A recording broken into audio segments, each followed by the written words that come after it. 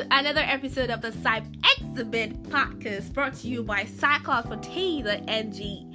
And today we will be talking about privacy paradox, balancing security and convenience. And I have an amazing guest with me today. His name is Oreoluwa Jetawo. Oreoluwa is an highly skilled and motivated cybersecurity professional with a proven track record of safeguarding digital assets and improving security postures. He has a strong background in conducting security assessments, orchestrating automation, and implementing preventing controls to mitigate vulnerabilities.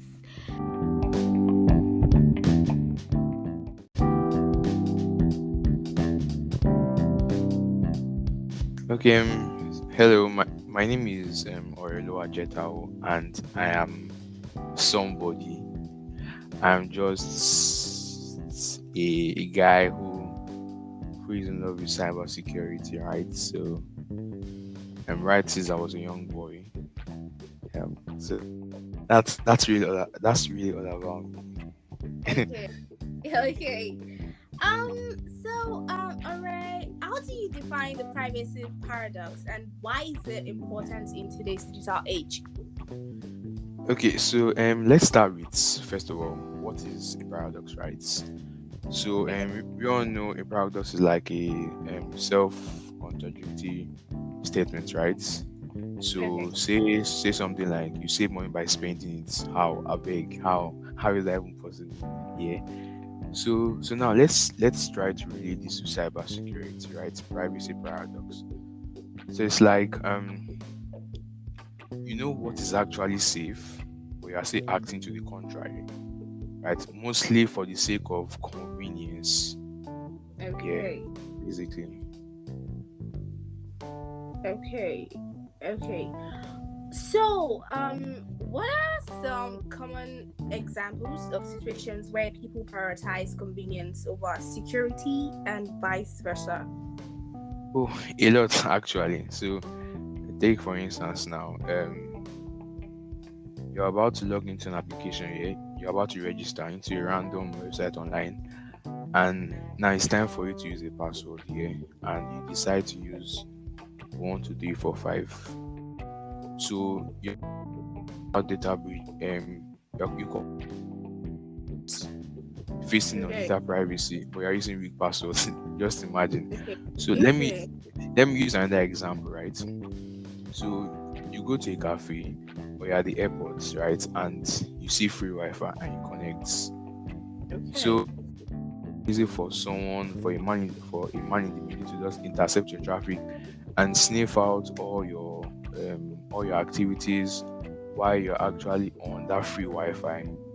You get. So you also see people posting stuff on social media. Take for instance now, you see a post and the post is like telling you, okay, that the post lists each month and probably a nickname to each month and each day and also each year, and it says, okay, let us know what name you are called now. Just use your date of birth.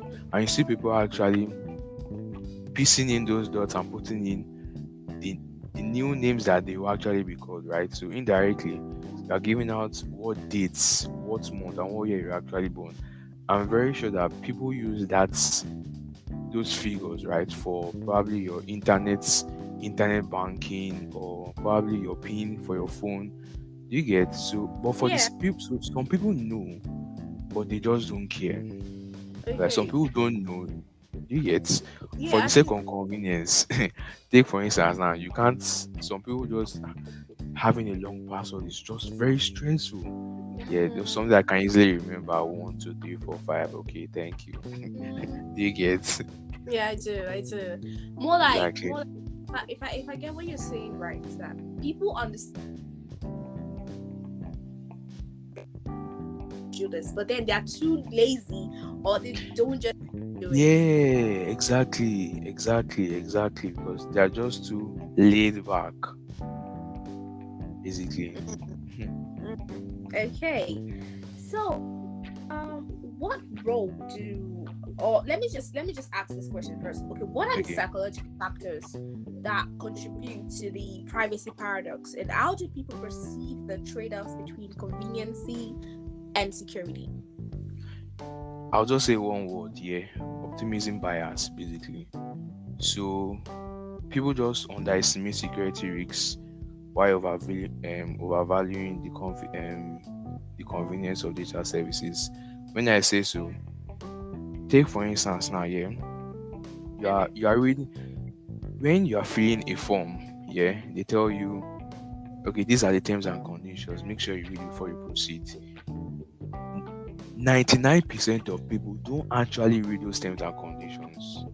Including me, Nine, I'm guilty. exactly. So what if in those terms and conditions, yeah, there's an hidden clause that says, okay, that this data that you're giving us here, they You have were the right to selling say. it to a third. Exactly.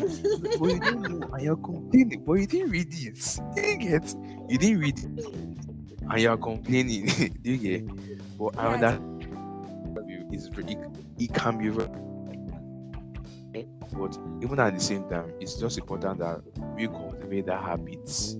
Yeah, we have because people don't read it just for sake of convenience. Oh, I'm tired, or it's too long. Please don't disturb me. It's too long. You get that kind of stuff. Yeah, I do. So exactly.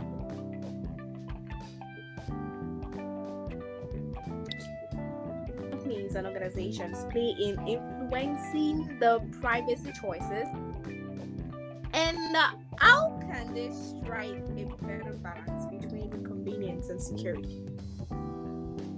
Okay, so that's a very good question actually. Yeah. Okay. So so the thing is, yeah, companies often shape the choices their employees make through their security design and basic default setting. Okay? Okay. Take for instance now, a company can company some com- this is the minimum password. This is the minimum password.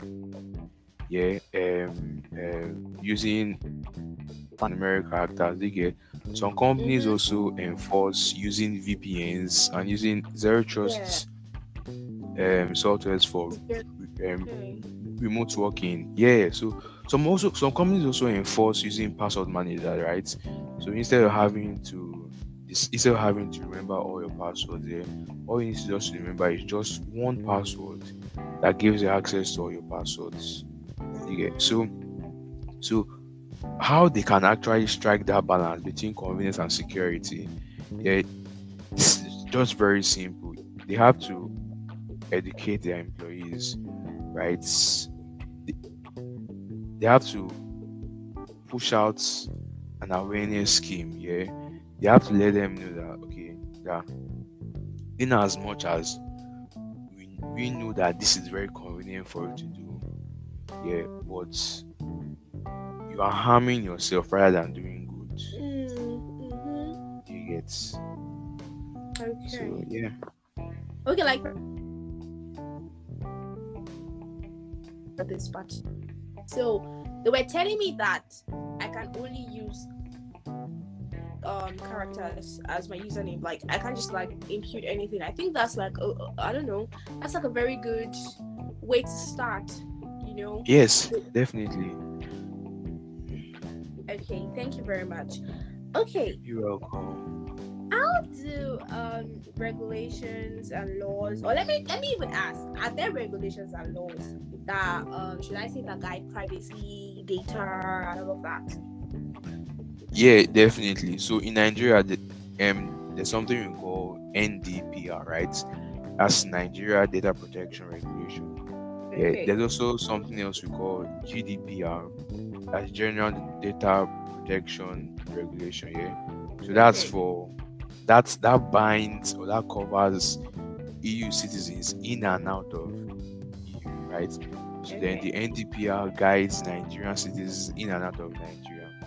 Yeah. Okay. So Okay. these regulations, they basically they empower we individuals, all of us. Yeah, they give us more control over our data. Yeah. Okay. So potentially they're just trying to shift that balance from convenience to privacy. Okay, so now I know what which data of mine is being collected, and I know how it's being managed. You get, so now they're making me very very aware, right? But now for every advantage, yeah, there's always a Which is disadvantage. Yeah, advantage. Yeah. exactly. So one of the disadvantages. So it's not really a disadvantage, but it's still a disadvantage in the sense of now certain services, because of those services are not compliant. Right? But it's better safe than sorry. Yeah. I don't. It's there's this slang they say, so that fish doesn't drown inside water. It's not possible for fish to drown inside water, right? So I don't start hearing cock and bull story. Do you get? Yeah. Exactly. So Okay, so in a nutshell, do they help yeah. in finding a balance, or do they introduce new challenges? Like in a nutshell. In a nutshell, they help to find the balance. Okay. Okay. Yes. All right. Thank you so far for the wonderful point. You're Um, welcome. can you discuss the ethical implications of the privacy paradox, particularly in technology industries and also social media and advertising? Hmm. Okay, so let me give you an example here. So I was talking to a friend here that I had to buy something. Yeah. Okay. So I just went on Jumia and I started seeing an ad regarding what I said I wanted to buy. I'm like, how I Mm. beg, how, Isn't that how, SEO poisoning? how I beg, how I beg. You get, so take for instance now, yeah, that I visit. So I remember visiting a website, yeah. Then I Mm-hmm. go on YouTube and I'm seeing an ad for the website I visited. I'm like, come on, can't I do something that is actually really private? And you guys are not following me up and down. Do you get? Yeah. Wait, Exactly. did you get when I said is that SEO poisoning? Yes, yes, yes, Okay. Okay. yes.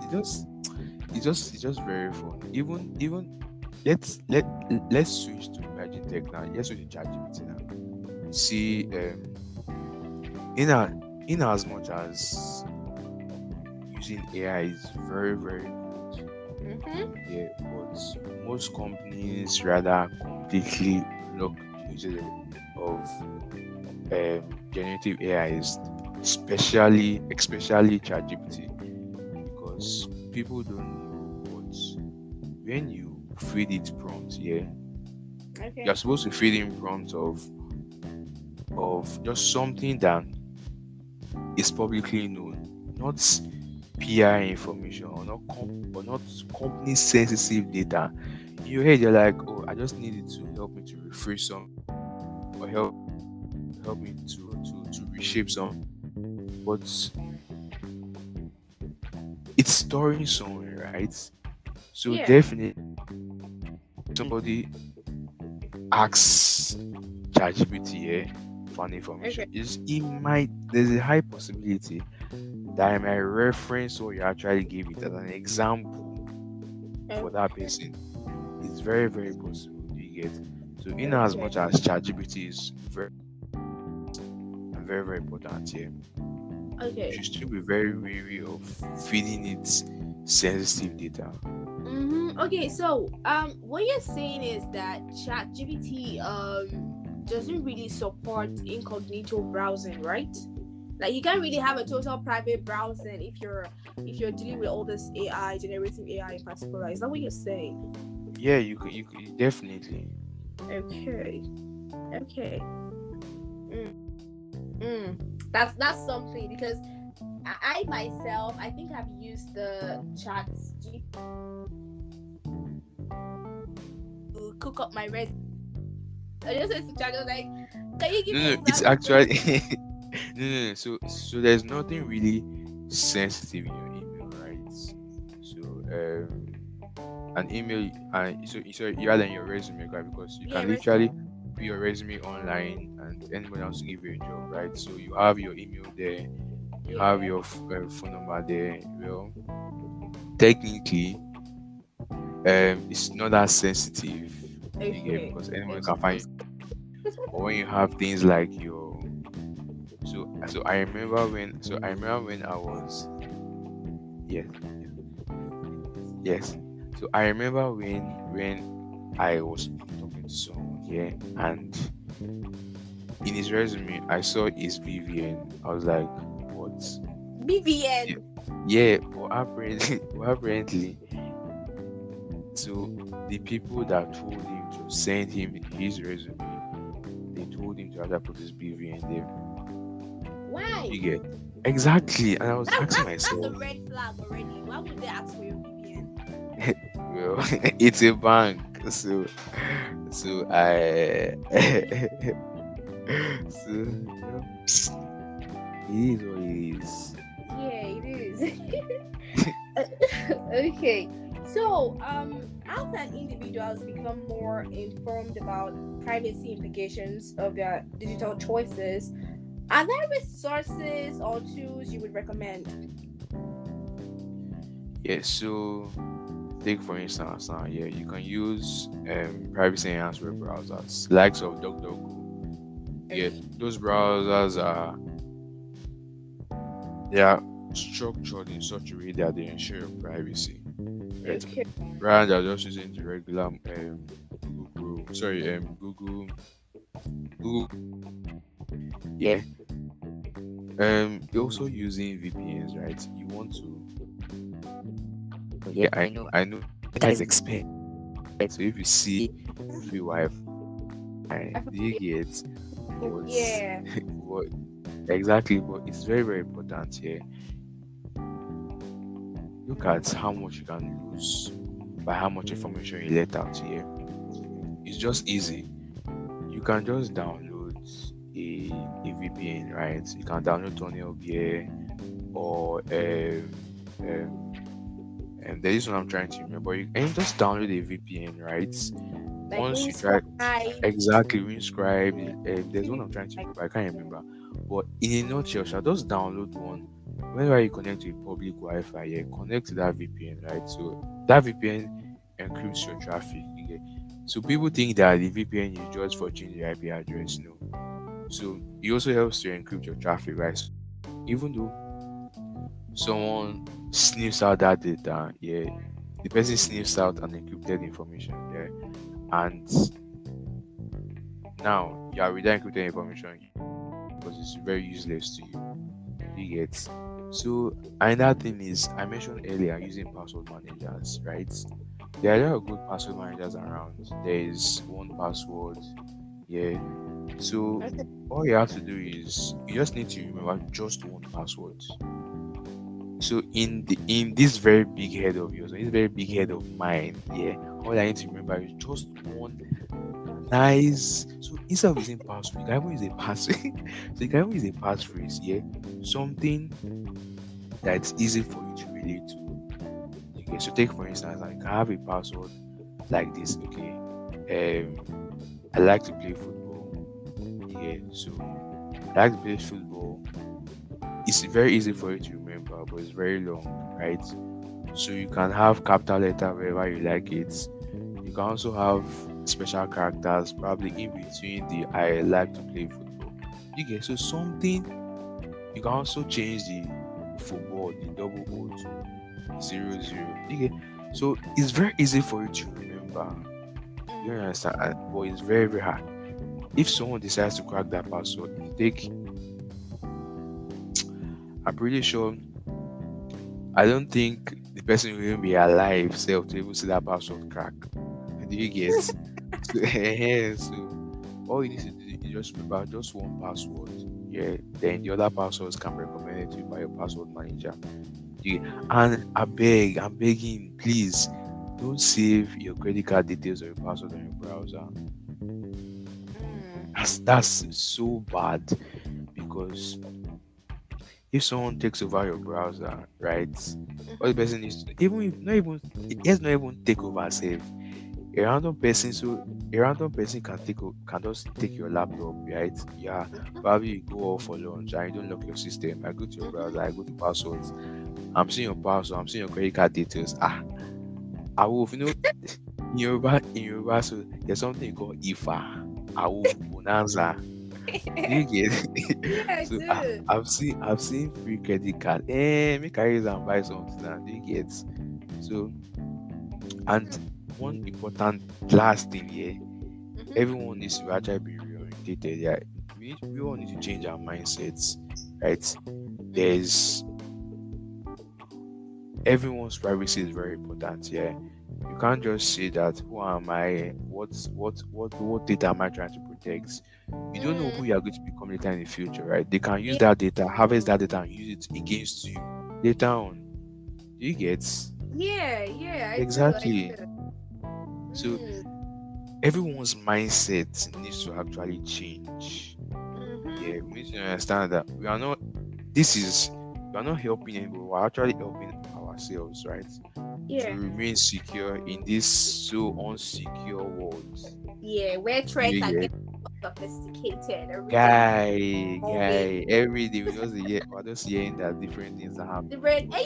People are. It's not recently. I was it recently or last month. I read about deepfake. This AI that can literally can clone your voice or can clone a particular emotion expression from, let's say, a movie, then match it with somebody's voice, so they can actually should I say fake kidnap somebody, then send it to their family. So all they have to do is get an emotion, maybe crying or screaming, then get the voice of the person they need, then match it together. That's all they need. Yeah, I would talk about voice. You can use it to fake an appearance of somebody. Are you serious? Take for instance, I can put AY. I can pose as you if I can pose as you using. I can pose as AY. I can post a video online as AY. I'm talking.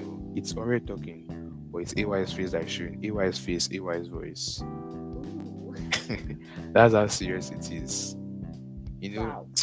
Things are changing, so we just have to ensure that exactly. So we need to be in tune. Match up with the level of threats coming up. We need to also improve, upgrade. Yeah, I get you. Thank you so much for your time. I had so much fun. The next time I'm opening any account or anything, my password is going to be 20 times longer. You can't even Thank you. Because if it's easy to crack, then you are easy to hack. So you need Yes, exactly. All right, please.